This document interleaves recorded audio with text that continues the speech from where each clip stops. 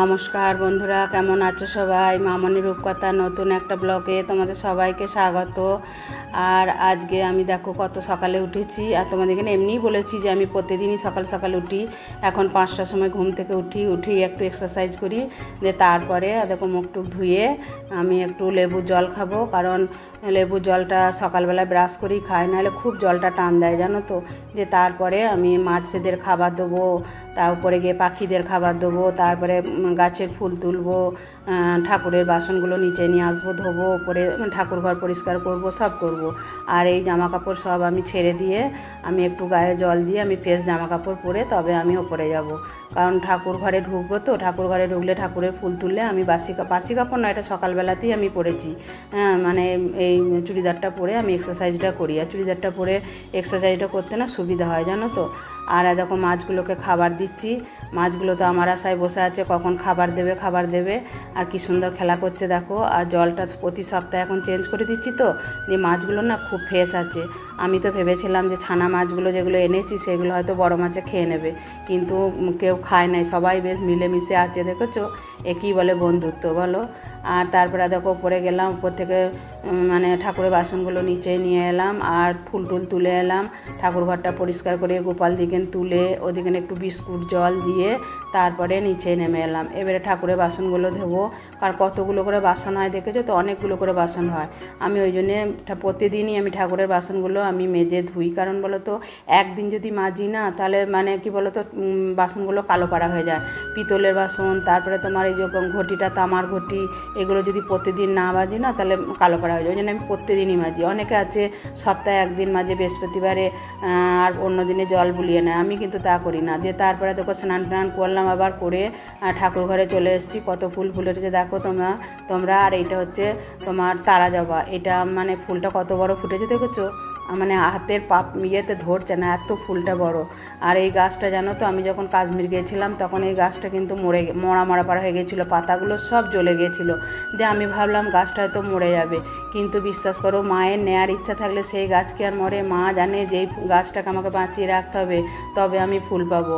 আর দেখো এই মানে কি বলবো বলছো, অরেঞ্জ কালারের গাঁদা ফুলটা ফুটেছে। সেদিনে তোমাদের ইয়েলো কালারের দেখিয়েছিলাম, মানে হালকা যেটা ইয়েলো আর একটা হয় না, সেই ইয়েলো ফুলটা ফুটেছিল। আর আমার গাছে এখন দুটো একটা করে মানে গাঁদা ফুল ফুটছে। আর এই থেকেই আমি কাটিং করেছি, দিয়ে কাটিং করে আমি শীতকালে ওই গাছগুলোই বসিয়ে দেবো, তখন আমার ফুল ফুললে অবশ্যই তোমাদেরকে দেখাবো। তারপরে দেখো হাজব্যান্ড পুঁই শাক আনতে বলেছিলাম, আর আমার ইলিশ মাছের মাথা দিয়ে পুঁই শাকের তরকারি খেতে খুব ভালো লাগে। আমরা প্রায়ই করি, তোমাদেরকে দেখিয়েছি। কিন্তু আজকে কি বলো তো, হাজব্যান্ড গোড়া শুদ্ধ পুঁই শাক পায় নাই, দিয়ে সেই মানে ডাল থেকে কেটে কেটে দেয় না, সেরকম বড় বড় 3-4টে ডালকে নিয়ে এসেছে। কিন্তু আমি ওই ডাল আমাদের কেউ ডাঁটা খেতে চায় না। দিয়ে আমি আবার কি করলাম বলো তো, আমি ওই ডগ পাড়াগুলো কেটে নিলাম, দিয়ে কেটে নিয়ে আমি ওইগুলোই কাটছি। দেখেছো, ডগগুলো সব নিয়ে নিয়েছি, আর ছোট্ট করে কাটছি। ওই ডাঁটাও থাকবে না, তাহলে সবাই খাবে, কিন্তু বড় বড় মোটা ডাঁটা দিলে কেউ খাবে না, সে রান্না করার পর সেটা ফেলে দিতে হবে। ওই জন্যে আমি তোমার ডগ পাড়া নিয়েছি। আর কুমড়োটাও খুব সুন্দর দেখেছো। আর এই কাঁচা কুমড়োই আনতে বলি বলেও কাঁচা কুমড়োই নিয়ে এসছে। এই কুমড়ো দেবো, আলু দেবো, আর তোমার পুঁই শাক দিয়ে তরকারি করব। কিন্তু মেয়ে তো আবার ইলিশ মাছের মাথা দিয়ে খাবে না, মেয়েও খাবে না, রায়ও খাবে না। ওদের জন্য আলাদা মানে একসাথেই করব, বড়ি ভাঙা দিয়ে আর তোমার রসুনের ফোড়ন দিয়ে করব। দিয়ে ওদের তুলে নিয়ে আমাদের ইলিশ মাছটা ভেজে তখন দেব। তাহলে তোমরা আমার সাথে থাকো, দেখতে থাকো। আর আমি কি বলবো বলো তো, সকাল সকাল উঠেছি, তো সকাল সকাল উঠলে কী হয় বলো তো, কাজগুলো খুব তাড়াতাড়ি হয়ে যায়। আর মনের মধ্যে একটা যেন এনার্জিও পাই, কারণ এখন ডবল প্রোটেকশন পাচ্ছি। তো এক হচ্ছে সকালবেলায় এক্সারসাইজ করছি, সেটাও ধরো শরীরের পক্ষে কতটাই ভালো। আবার তোমার সকাল সকাল উঠছি, এটা দুটো নিয়েই আমার মনটা এখন মানে কি বলো তো ভালোই লাগছে। আগে তোমাদেরকে বারবার বলতাম না যে শরীরটা ভালো নাই, কিন্তু এখন এক্সারসাইজটা করছি। তারপরে সকালবেলায় উঠে ছাদে গিয়েও ধরো একটু হাঁটাচলা করছি। সকালে ধরো সূর্যের আলোটা তো পাচ্ছি না, তখন সূর্যই ওঠে না আমি যখন ছাদে যাচ্ছি, তাহলে আমার মানে দুটো প্রোটেকশন পাচ্ছি বলে না এখন শরীরটাও ভালো আছে। কোনো কাজ করতে জানো তো এখন আর লেজিমও ভাব লাগে না, কোনো কাজে এখন সব কাজই উৎসাহ পাই, মনে হয় কাজগুলো তাড়াতাড়ি সেরে নিই, দিয়ে তারপরে একটু বসবো, গল্প করব কি কোনো বাড়তি কাজ করব, এটা মনে হয়। আর দেখো সংসারে তো কত কাজ করতে পারলেই হচ্ছে, কিন্তু তখন মানে আর দুদিন আগে কোনো কাজ করতে ইচ্ছা যাচ্ছিল না, ওই কোনো রকমে দাঁড়িয়ে দাঁড়িয়ে রান্নাটা করছিলাম, খাচ্ছিলামও না, খেতেও যেন ইচ্ছা যাচ্ছিল না। কিন্তু দেখো শরীর যদি ঠিক থাকে সব কাজ কিন্তু করা যায়, শরীর মন দুটোকেই ঠিক রাখতে হবে। তাহলে শরীর মন ঠিক রাখতে হলে তো আমাদেরকে শরীরকে যত্ন করতেই হবে, আর যত্ন মানেই ধরো হাঁটতে হবে, এক্সারসাইজ করতে হবে, এগুলো তো করতেই হবে শরীর মনকে সুস্থ রাখতে হলে। আর দেখো পুঁই শাকের তরকারিটা আমি রসুনের ফোড়ন দিয়ে আগেই বড়িগুলো ভেজে নিয়েছি, রসুনের ফোড়ন দিয়ে আমি পুঁই শাকের তরকারিটা আগে সবজিগুলো ভেজে নেবো, ওই কুমড়ো আলুটা ভালো করে একটু ভেজে নেবো, দিয়ে তারপরে শাকটা দেবো, হ্যাঁ, দিয়ে এইভাবেই আমি করি। আর আমার বাড়ির সবাই খেতে এইভাবেই ভালোবাসে। আমার মেয়ের আবার কী বলো তো, মাছ মাংস যদি ঘরে খাবে কিন্তু বাইরে কোথাও গিয়ে খাবে না, বাইরে বলতে কারু বাড়িতে গিয়ে খাবে না, বলবে মা তোমার মতো কেউ রান্না করতে পারে না। আমি যে এটা বললে হবে খেতে, কিন্তু রেস্টুরেন্টে যাক কোনো ইয়েতে যাক তখন খাবে, কিন্তু কারু বাড়িতে গিয়ে খাবে না, বলবে মা তোমার মতো রান্না হয়। দেখো ছোটো মেয়ে মানে ওখানে বা শ্বশুরবাড়ি গেছে, ওখানে গিয়ে নিজে মাংসটা রান্না করবে, এবার ওদের তো মাসি আছে রান্না করে, বললো মা আমার রান্না খেতে ভালো লাগে না, যে নিজে যখন চিকেন আনুক মাটন আনুক ও নিজে রান্না করে। আর মাছ তো আমার মেয়েরা খেতে খুব একটা ভালোবাসে না, ওরা মাছ খায় না, ওরা চিকেন মটন বলো, মটনটা খায় না, চিকেনটা বেশি ভালোবাসে আর ডিমটা খেতে বেশি ভালোবাসে। আমি ওই জন্য ডিম প্রতি মাসে 1 ট্রে, কোনো মাসে আবার 2 ট্রেও চলে আসে, ওরা ডিমটা খেতে ভালোবাসে বলে আমি ডিমটাই বেশি। আর তারপরে তো ছানা পনির খেতে ওরা বেশি ভালোবাসে, ওই জন্য আমি ছানা পনিরটাও বেশি রান্না করি। আর এবার সে দেখো আমি গোল্ডেন টাটা গোল্ডেন টি আনিয়েছি, আগেও খেতাম এটা, দিয়ে এই মাসে আবার আনিয়েছি, এটা আমি দুধ চা খাবো শুধু, এইটা দুধ চা খেতে ভীষণ ভালো লাগে। আর লিকার চায়ের জন্য তো আলাদা চা আনা হয়, সেটা খাওয়া হবে, ওটা সে পাতা চা নিয়ে আসে, সে পাতা চায়ে লিকার চাটা খাই, আর দুধ চাটাই তোমার টিফিনটা খেয়ে খাই, আর সকালে আর বিকালে তোমার ওই লিকার চা খাই। দেখো লিকার চা তো খাওয়া শরীরের পক্ষে খুবই ভালো, ডাক্তাররা তো সবসময় বলে লিকার চা খাবেন, দুধ চা খাবেন না, কিন্তু কি বলো তো এই নেশাটা ছাড়তে পারছি না, ভাবি চাটা খাওয়ার পর কাল থেকে আর খাবো না, কিন্তু সেইটা আর অভ্যাসটা চেঞ্জ করতে পারছি না জানো তো।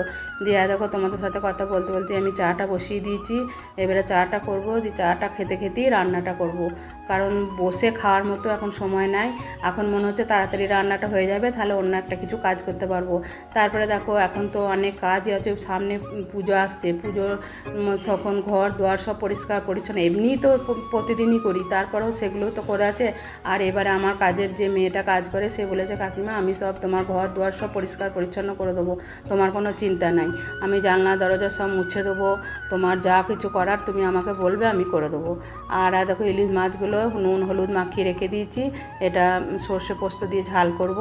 আর যে মাথা দুটো রয়েছে ওইটা মানে শেষকালে তেলটা থাকবে, ওটাতে ভেজে আমি আর হাজবেন্ড যে পুঁই শাকটা খাবো তরকারিটা, ওইটা আমি তখন ওটা ওর সঙ্গে মানে দিয়ে দেবো। দেখো ইলিশ মাছের মাথা দিয়ে পুঁই শাকের তরকারি আমার রেডি হয়ে গেছে, আর খেতে খুব সুন্দর হয় ইলিশ মাছের মাথা দিয়ে পুঁই শাকের তরকারি, তার ইলিশ মাছের মাথা দিয়ে কচু শাক খুব সুন্দর হয়। কিন্তু কচু শাকটা করবো কি, কচু শাক আমার বাড়িতে খুব একটা খেতে চায় না, আমি একবার রান্না করেছিলাম কিন্তু খুব কুটকুট করেছিল, তার মধ্যেও সবাই খেয়েছিল, কিন্তু ওই কচু শাক আমার পিছনে অনেক আছে কচু গাছ, কিন্তু কে খাবে বলো তো, সে ওই কচু কুটকুট করে তো একদম খেতে ভালো লাগে না।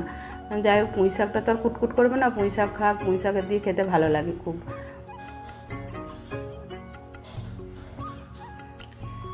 তারপরে দেখো তরকারিটা হয়ে গেল, এরপর তোমার ইলিশ মাছের ঝালটা বসিয়ে দিলাম, ইলিশ মাছের সর্ষে পোস্ত আর বেটেছি, বাটার পর এটা আমি ছেঁকে নিয়েছি জানো তো, আমি ছাঁকনিতে ছেঁকে নিই, আমি ওই সর্ষের যে খোসাগুলো থাকে না ওইটা থাকলে প্রচণ্ড অম্বল করে, ওই জন্য আমি বাটার পর আমি ছাঁকনি দিয়ে ভালো করে ছেঁকে নিয়ে আমি এই সর্ষে পোস্তর ঝালটা করি, খুব খেতে ভালো লাগে, কিন্তু এইটা খেলে জানো তো অম্বল করে না।